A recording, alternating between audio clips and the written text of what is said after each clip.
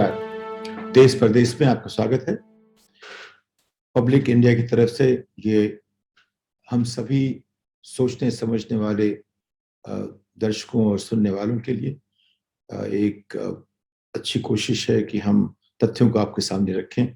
इसे आप सब्सक्राइब करें और इसका प्रचार करें, और जितने लोग जुड़ सकते हैं उससे हमारी बात औरों तक पहुंचेगी। आपको अच्छी लगती है इसलिए हम आपसे बात करते हैं। आज की बातचीत शुरू होगी भीख और आज़ादी से।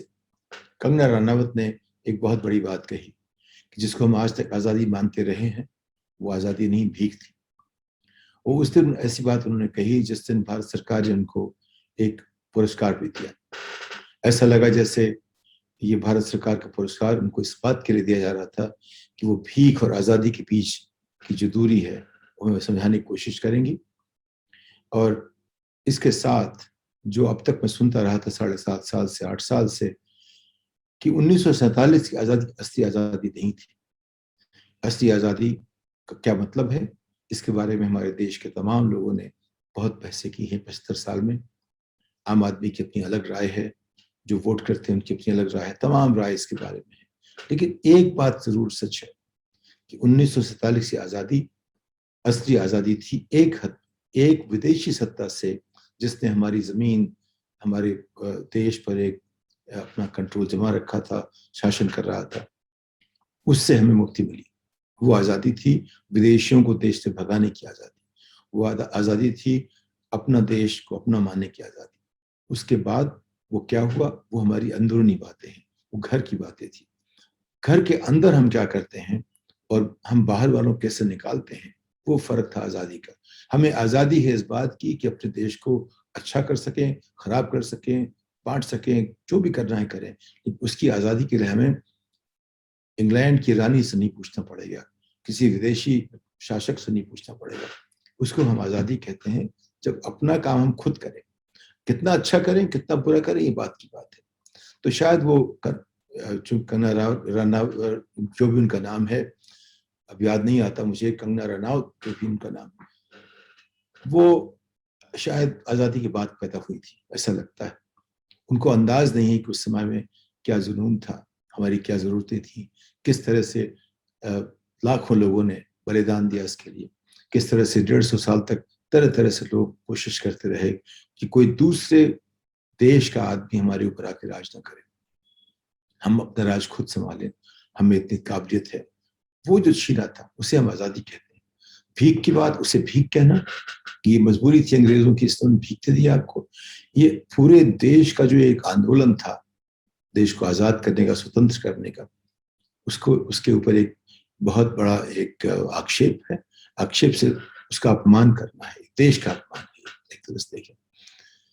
बात हो सकती है कि उस आज़ादी का मतलब किसके लिए क्या था। वो आज़ादी आम आदमी की थी या सिर्फ अमीरों की थी, सिर्फ नेताओं की थी, सिर्फ सोचने वालों की थी, सिर्फ उनकी थी जो सक्षम थे, या सबके लिए थी। ये बहुत बड़ा सवाल 75 साल से हमारे सामने है। और आज शायद कंगना रनावत ने हमें मौका दिया है कि इस बात को हम फिर से देखें। नरेंद्र मोदी का जिक्र इसमें करना पड़ेगा इसलिए कि ये जो बहस हो रही है, इसके एक बड़े सूत्रधार वो भी। उन्होंने कोशिश की है आज से नहीं 20 बरस से सबसे बड़ा बनने की, देश को बड़ा बनाने से ज्यादा खुद बड़ा बनने की। उसके लिए चाहे पटेल की मूर्ति बहुत ऊंची कर दी जाए, उसके बाद पटेल का नाम जिस स्टेडियम पे था वहां से हटा के अपना नाम लगा दिया जाए। यानी कि पटेल बहुत बड़े थे गांधी और नेहरू से, उनकी मूर्ति बहुत ऊंची बनेगी, गांधी की 6 फुट की और पटेल की 1500 फुट की, 2000 फुट की, जो भी बनाई उन्होंने, 346 गज की जो भी बनाई। हमें उसमें कोई दिलचस्पी नहीं है कि पटेल की मूर्ति 100 गज की है कि 100 फुट की है कि 100 एकड़ की है कि जो भी, उसमें भी कोई दिलचस्पी नहीं है।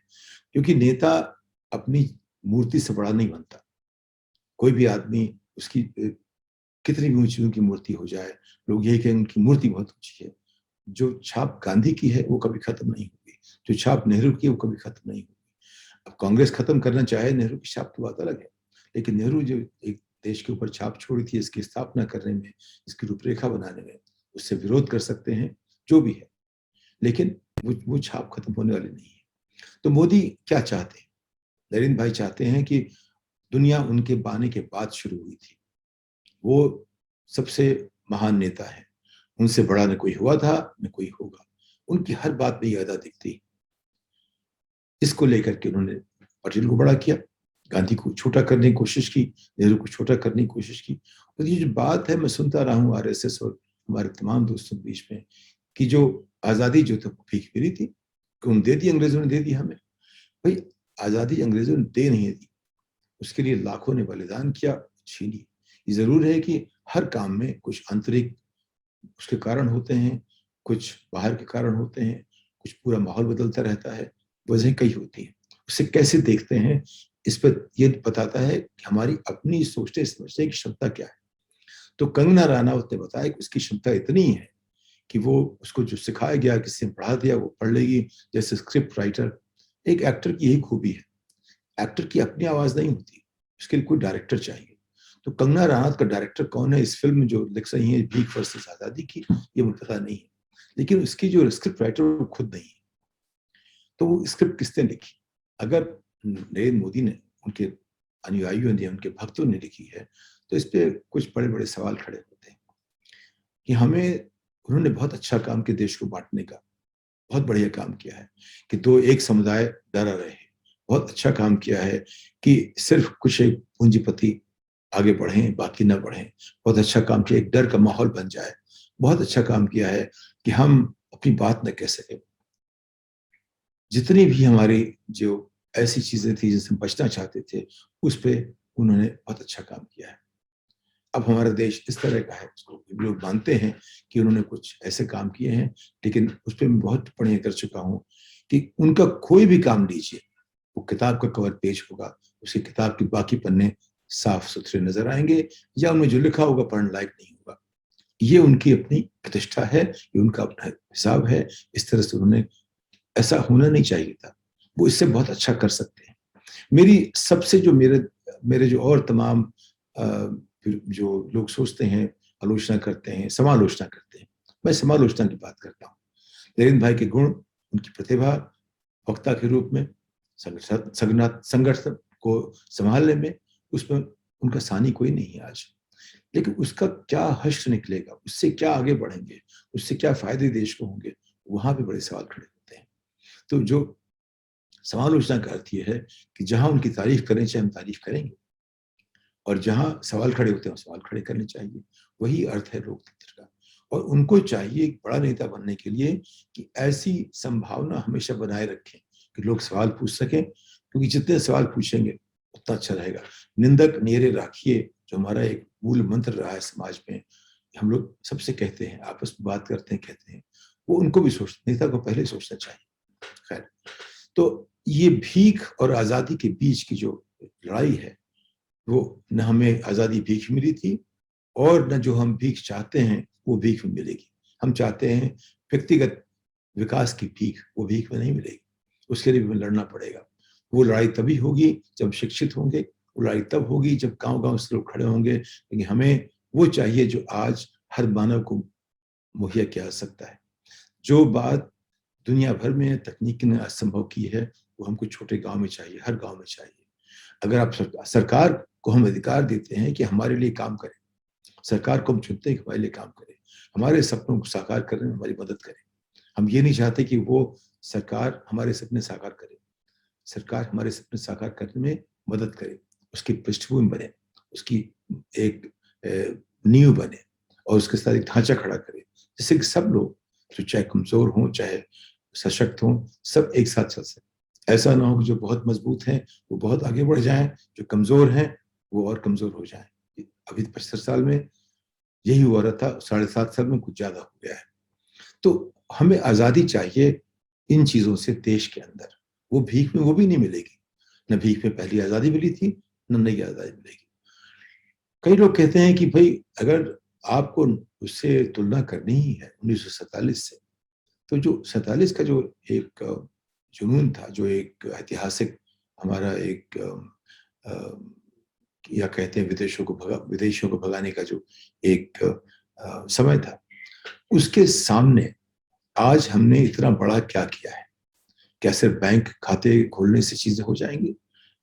क्या सिर्फ उज्ज्वला एक स्कीम चालू करने से उसके बाद 90% को भरा जैसे कोई सी चीजें बदल जाएंगी? क्या आपने घर ऐसे बना दिए जहाँ कोई रहना नहीं चाहता, उससे समाज बदल जाएगा? नहीं बदलेगा। हम सुनते रहते हैं कि गांव में स्वच्छता आ गई है।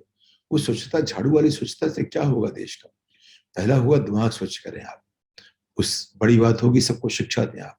जो 93% आपके हाई स्कूल से कम पाए नागरिक हैं, उनको आप मौका दें कि वो ऐसी शिक्षा पा सकें जो दुनिया में आज की तारीख में तमाम लोग विकसित देशों में पा रहे हैं।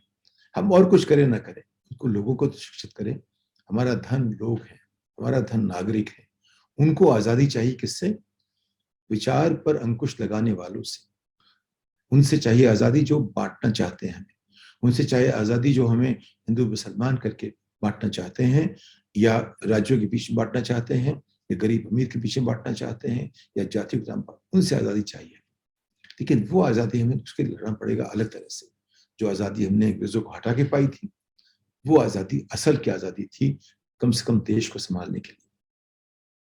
उसके बाद हमने जो किया है उस पर सवाल खड़े कीजिए। मेरा ख्याल है कि कंगना रनावत ने जो ये जो एक ऐसा नारा दिया है, जिससे हमें लगता है उनकी जो अब की छवि होगी वो ये कि उनको भीख में नहीं, भीख में उनको आज़ादी मिलेगी, ऐसी उनको उनकी छवि बन जाएगी जिनको आज़ादी भीख मिली थी। बाकी नागरिक ऐसा नहीं सोचते। और आ, हमें इस बात पे जितनी भी विपक्षी पार्टियां हैं, उनको जोर शोर से बात कहनी चाहिए कि इस बात पर हम खड़े हों और इस बात पर नई बहस शुरू करें। वो बहस होगी कि देश आगे किस तरह बढ़ेगा, ये जो नई आज़ादी का जो मतलब है वो क्या होना चाहिए, जो आम आदमी की आज़ादी क्या होगी, जो अंत्योदय की बात जो करते थे गांधी जी, विनोबा और तमाम जो बड़े नेता थे, वो कैसे आएगा? वो दिन कब आएगा जब जो आखिरी भारतीय है जिसके पास कोई संभावना नहीं है, वो भी खड़ा होके इस तरह से बात करे, जैसे कि हमारे जमाने में, पुराने जमाने में मंडन मिश्र के यहाँ एक बात थी कि वह तोता भी विद्वान हुआ करता था। तोता भी से बहस करने के लिए आपको सोचना पड़ता था। हमारे हर मानव में ये गुण है। हम कैसे ऐसी जमीन बनाएं कि जहां हर नागरिक इस तरह से खड़ा होकर बात कर सके। अगर कंगना रनावत के भीख और आजादी की जो बहस छिड़ी है, उससे इस दिशा में बातचीत होना शुरू होगी, तो उनको धन्यवाद देंगे इस बात के लिए। लेकिन अब तक जो उन्होंने किया है उसमें हर जगह एक ही बात आती है कि उनका एक नेता है, जो नया नेता है, जो सबसे बड़ा नेता है, उसके लिए वो कुछ भी कहने सुनने को कहने के लिए तैयार है। और उनको इस बात से कोई मतलब नहीं है कि जो कहती हैं उसमें क्या सार्थकता है, उसमें क्या विवेक है, उसमें क्या तथ्य हैं। उन सब से परे कंगना रनावत ने कोशिश की हमेशा ये कहने की कि उनका एक ही नेता है, उसके अलावा कोई और नेता नहीं है, न पहले था न आगे होगा। इस इस इससे बचना पड़ेगा, इस तरह की सोच से बचना पड़ेगा, और हमेशा कोशिश करनी पड़ेगी कि हमारा देश जागरूक रहे, किसी को इतना बड़ा ना बनने दे कि सब लोग छोटे हो जाएं, वो चाहे उसका नाम चाहे जो भी। इस बात के साथ आपसे अगली पायदान तक विदा लेता हूं। नमस्कार।